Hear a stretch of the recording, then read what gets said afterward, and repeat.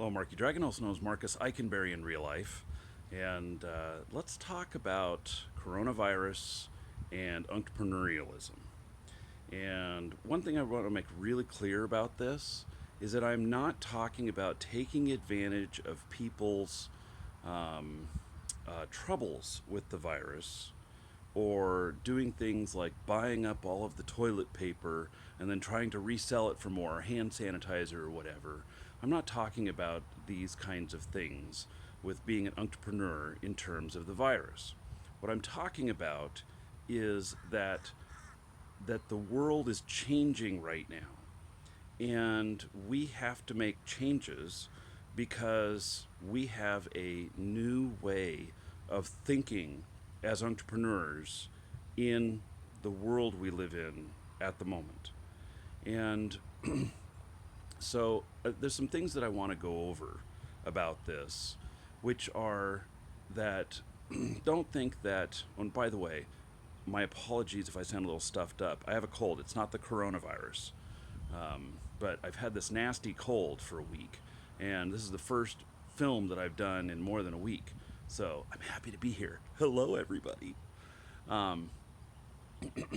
So the the virus as we know it. So a couple of weeks ago, we were all thinking that we're going to have 2 weeks, maybe a month of all of this virus stuff going on, and we'll pass through it, and then things will be different, things will go back to normal, whatnot. Well, it's becoming very, very clear that that is not the case. We are going to be dealing with the effects of this for many years. And we are going to have social distancing and other measures of trying to control the spread by our governments for a year or 18 months. Really, it's going to last kind of in this more hardcore realm until we come up with a vaccine. Now, what I'm saying here is my opinion and everything. It's my take on everything that's going on. I am not a world expert in viruses or anything like this, but this is what I see looking at it as a human being, as someone who's been, paying attention to what's going on out here, and as somebody who's an entrepreneur and says that, okay, with so many changes in the world right now, what are the opportunities for new businesses? And one of the things, like, I seriously need a haircut.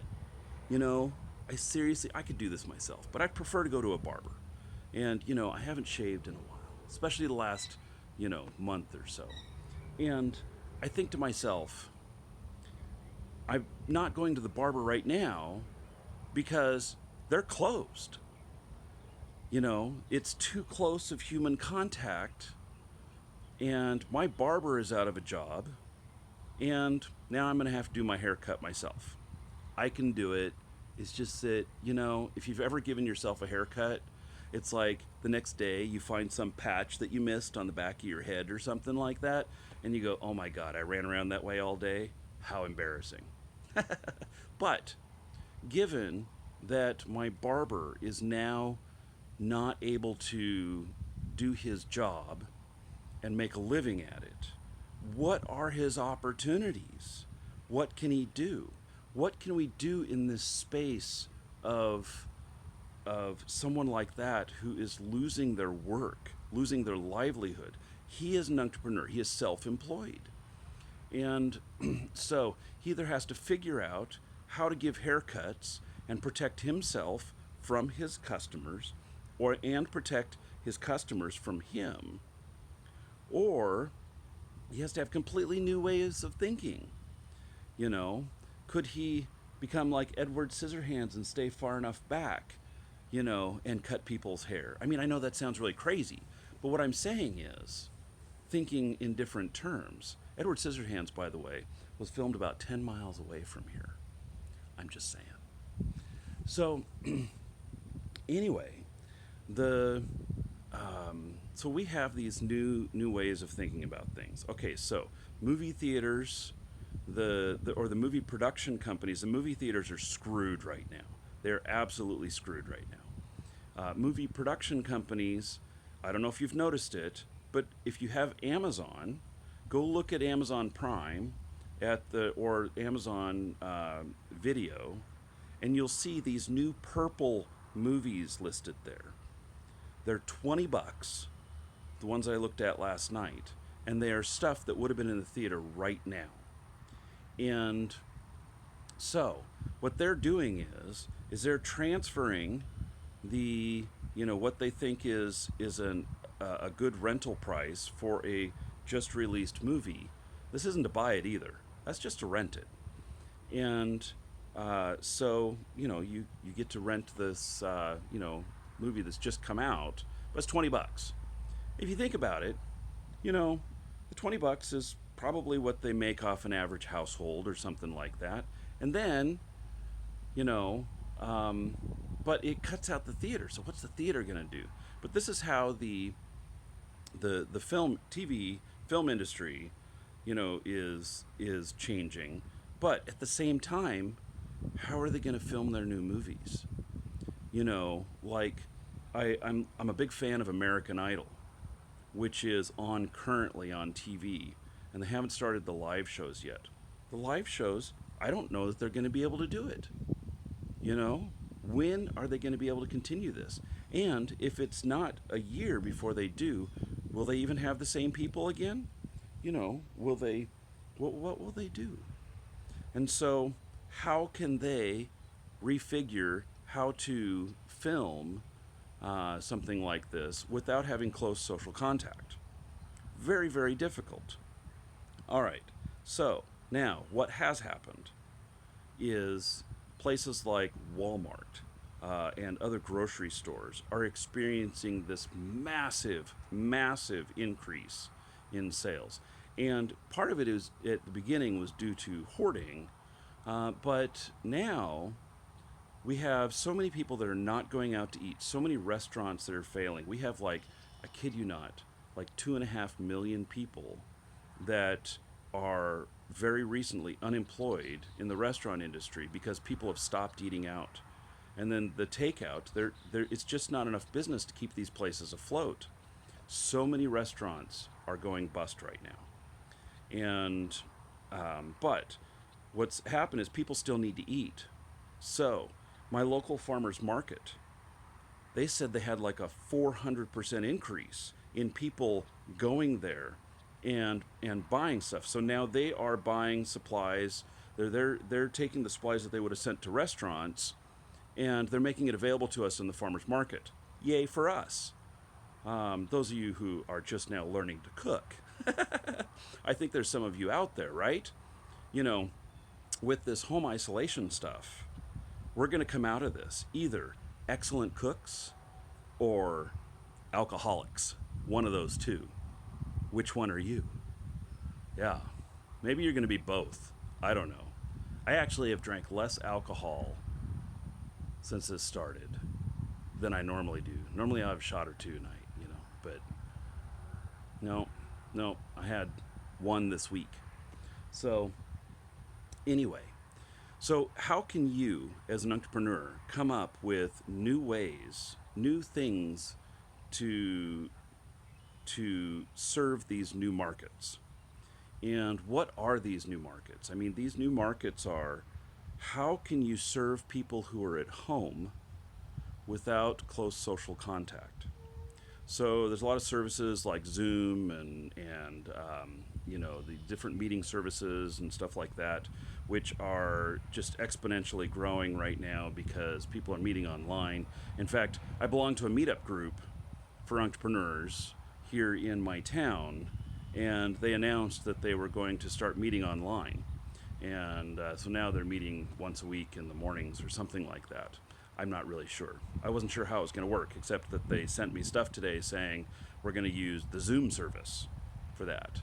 And I thought, oh, okay, well, still trying to keep it local. But it's a whole new dynamic now. So that's the way that we're thinking. I know with our video game sales and everything, that the first couple of weeks of this, sales were down so dramatically. I mean, like more than 50% less than normal. They're still not 100%, but they are coming back up. We're seeing a lot of new customers that we haven't seen before who are stuck at home, and so they're playing more video games. And we are seeing that a lot of our regulars who would buy from us all the time are not buying from us right now. You know, one of my customers who's been quite a regular owns car dealerships, except his car dealerships are all closed right now. Now, obviously, people are going to need new cars, and this is going to have to be figured out. And we're not going to see car dealerships closed for, you know, for a year, 18 months. But they're going to have to figure out a new way. You know, are they going to show the cars online and then have it delivered to you, um, or you come in and pick it up, you know, and you sit across a 6 foot table with your loan officer? I don't know. You know, how do we do those things? But we need to think about this as to what our new opportunities are, because this is what it's going to be for the next year, 18 months. Until we have a vaccine, and until it is being distributed, we are going to be in this really awkward spot of social distancing and worrying about others.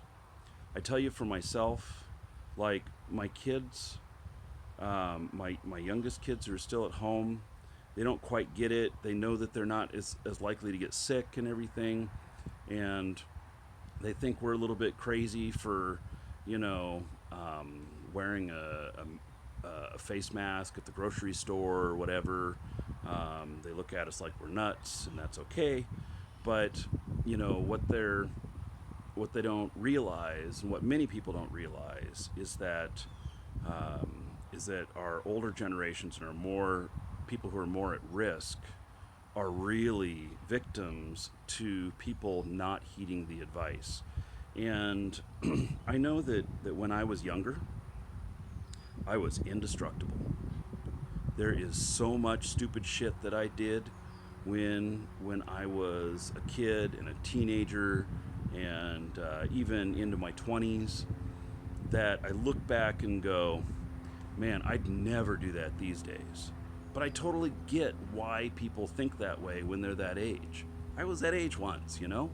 And I know how I thought that I was invincible.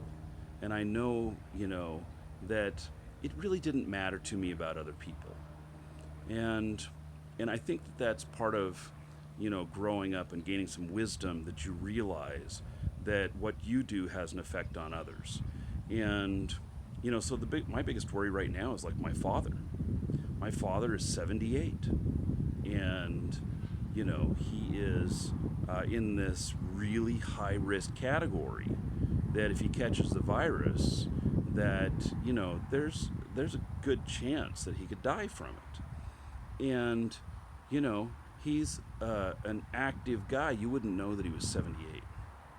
And but he's in this really high risk category, and you know, I it's my responsibility to not put him at risk, you know, and to make sure that our kids don't put him at risk and stuff. But how do you convey that? You know, how do you convey that to others?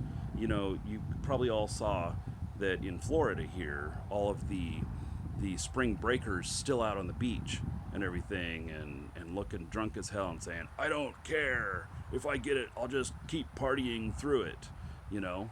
And then I saw today that California is now having problems with people on their beaches. It's not quite as thick as it was here, although because we have the number one beach in the nation here, you know, and I've been out on that beach, and it's gorgeous, but it's also very crowded in the summer. And you know, so California's having this problem now, even though they're completely locked down. We're only semi-locked down here in Florida. You know, California, it's like all the way locked down, but they're still having these problems. So, you know, maybe though, coming back full circle around to the entrepreneurialism, maybe that is some sort of opportunity for you. I mean, think about it. What is a service that could be provided for keeping people from congregating? I mean, I kind of hate this, because it sounds so much like Big Brother. But are you a drone pilot? Could you start reporting on where people are gathering at and make money on it? God, that sounds so crazy and evil. But, think outside of the box. What can you do? How can you use this to your advantage entrepreneurially while staying within the ethics of not using it against the people, while at the same time providing social benefit to everybody, and making yourself a living? So you've got a lot of new competition out there because there are so many people that are unemployed right now. Now, a lot of them are going to get lazy, especially if this package goes through where they start getting paid all this money monthly, while the coronavirus is going on. There's going to be a lot of people that be like, hoo, I'm just going to sit home and play video games all day. I got my rent covered. And then there's a lot of other people who are going to be like, you know what? This is an opportunity. I'm taking advantage of it. So, anyway, I just wanted to put that in your head. Think about all that stuff. See what you can come up with. See, if you can come up with the next big thing, even if it does really well for a little while, or something that can turn into something long term. Anyway, good luck to you, and I'll see you on the live shows. I'm Marky Dragon. Take care.